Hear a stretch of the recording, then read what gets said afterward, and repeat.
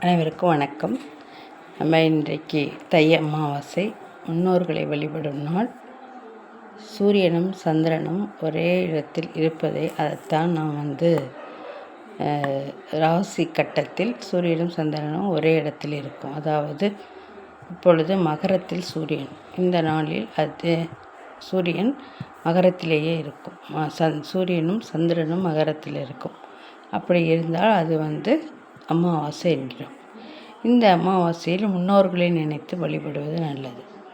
இதில் தை மாத அமாவாசையும் ஆடி மாத அமாவாசையும் மிகவும் போற்றத்தக்கது. அதே போல தான் புரட்டாசி மாதமும்.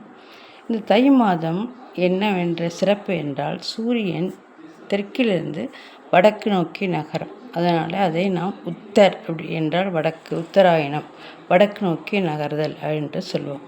அதனால் இந்த தை அமாவாசை மிக பிரசித்தி வாய்ந்தது. இந்த தை அமாவாசை இன்னொரு சிறப்பு என்னவென்றால், திருக்கடையூரில் நீங்கள் அபிராமி இப்போ கேள்விப்பட்டிருப்பீங்க. ஏன்னா 60வது கல்யாணம், 80 இதெல்லாம் செய்திக்கிறவங்க அந்த சாந்தி செய்து கொள்ளுவார்கள். ஆயுள் விருத்தி ஆகணும்னு நினைக்கிறவங்க அந்த கோயிலுக்கு போவாங்க. அந்த கோயிலில் உள்ள அபிராமி மிகவும் பிரசித்தி வாய்ந்த அம்மன். அந்த அம்மன் தான் இந்த தை அமாவாசைக்கு மிகவும் புகழ் பெற்றது. என்னன்னு கேட்டால், அந்த கோயிலில் இருந்த அபிராமி பட்டர் என்கிறவர் அந்த அம்பாள் மேலே ரொம்ப பக்தி, அளவற்ற பக்தியோடு இருந்தார்.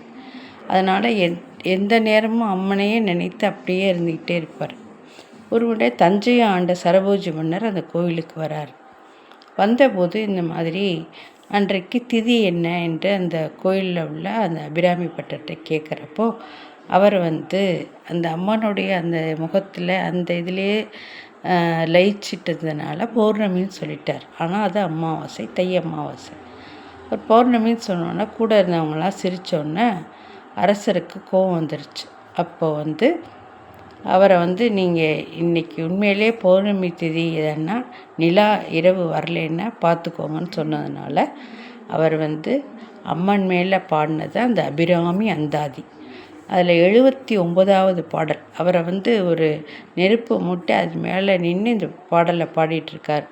அந்தாதின்னா ஒரு பாடலுடைய முடிவு அடுத்த பாடலுக்கு ஆரம்பமாக அப்படியே பாடிக்கிட்டே வரப்போ இந்த 79வது பாடலை விழிக்கே அருளுண்டாம் அப்படிங்கிற அந்த பாடும்போது நிலா தெரிஞ்சிருது தை அமாவாசை அன்னைக்கு. அதுதான் சிறப்பு இந்த தை அமாவாசை நாளைக்கு. நன்றி.